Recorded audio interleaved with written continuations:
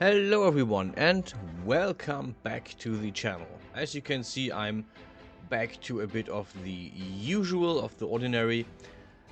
Just a bit of making clothing, making content in between other things. I'm still, of course, working on the model of the human model that I'm making myself.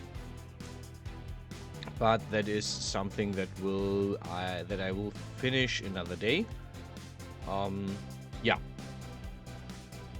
There's another long weekend coming on next month, so in April, actually this month. So there is a good chance I will finish this model and actually start working on the rigging and the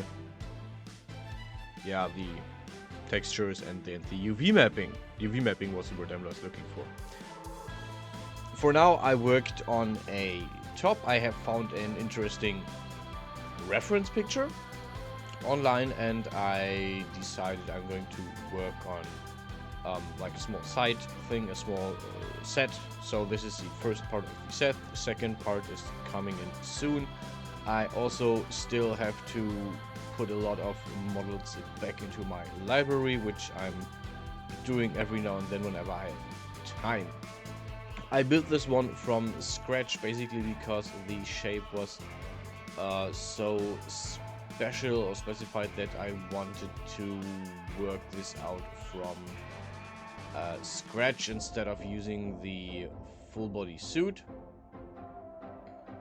Yeah, so this was just a little bit of an exercise, you could say, as well, and preparation for building my own model, because I could look at the Genesis to female in greater detail here. The inspiration again came from a picture I found online, something I cannot show because YouTube would cancel me. So yeah, but yeah, the base idea is here, and I'm working on the whole set, which is wearable, just not in the way the picture is depicting. Yeah. The whole thing is a multi-part thing. You have the fabric, which I'm working on right now. We have the metal parts, which I will work on a bit later. And we actually have a Daz Studio part, because when I first put this in Daz Studio, I had the trouble of this model not working quite out. So when I morphed the Genesis to female figure, I saw a few problems arising, which you will see because I actually recorded that for you to see, and then I had to touch up the model, so there is a bit of a touch up, so I can actually talk about this. That is something I frequently do with most of my models, that I have at some point, when I have finished them, when I've done all the UV mapping, when I've done all the work on the actual mesh, that I then import it into Daz Studio, and then I have to retouch it, because when I put it on the figure, some stuff doesn't work. For example, something you will see more often than not is, you also could have seen that in the live stream on the weekend, that for example the heels often are too long or too short, so I have to do some trickery there, and more often than not I have to just like take the model back into Hexagon, load it up in Hexagon again, and fix whatever issue is arising. So either fixing the length of the heels, or the height of the plateau, or in this case just make sure that stuff is not going in front of the wrong bones, or just working on weight mapping. For example, the final render, so if you jump to the end, you have the final render, has a veil in front of the face, and usually the veil is very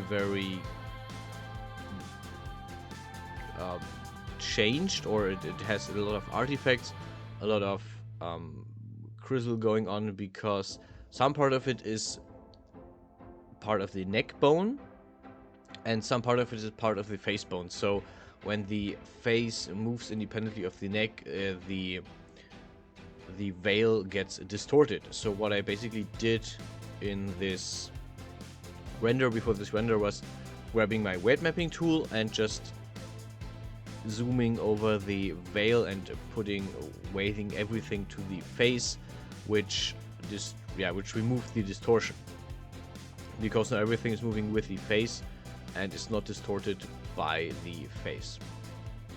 So yeah, this is something that might come up, and I can show more of this if you want me to. Just tell me in the comments, and I will show what I did with the veil, how I worked how it looks without the weight mapping and how it looks with weight mapping.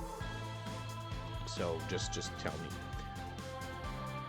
Back to the model at hand, we are now at the part that I just called the ring, the metal part that goes between the breasts and around the body. And this is actually the part that later on in Daz Studio crinkled up because it was too close to the breast. So when I changed the breast size of the character, just with the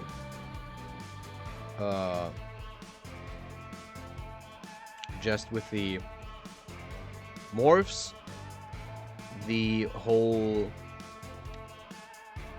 ring under the breast just crunkled up a lot, or gave a lot of artifacts.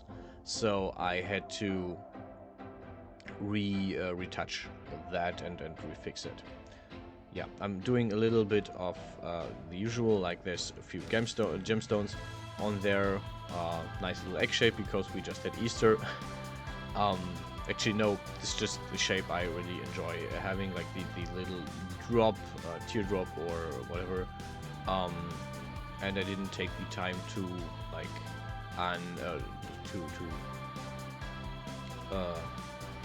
make it pointy. And I then decided to add some more details. So basically the whole thing, it is relatively simple because I just have the fabric, which is one big piece.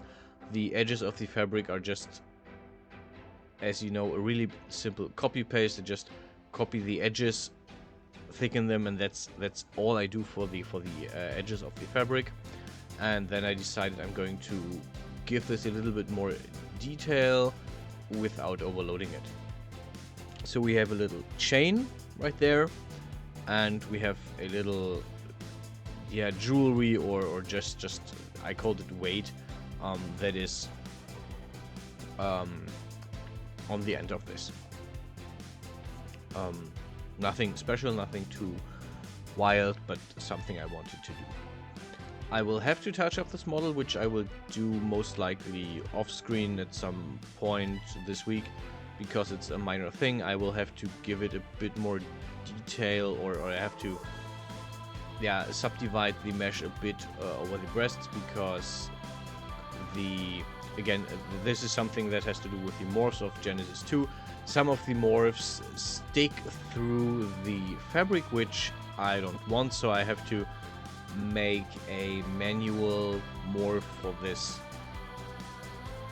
clothing that will accommodate this they're sticking through these. Yeah, you know what I mean. I'm just not there with the word yet. Yeah, wait. UV mapping is relatively simple for the whole thing. Not really that complex. So yeah, I really did it in a bind. And now you can see in Daz Studio that actually, if I morph the breasts, if I make them bigger, the whole thing is really moving, really breaking in a certain sense. It's creating complete artifacts, so I had to make sure that this doesn't happen. I could also have worked with weight mapping here, which I probably will do, but you can see this is better now, but the center of this is still kind of crunkled up, so I had to fix that as well.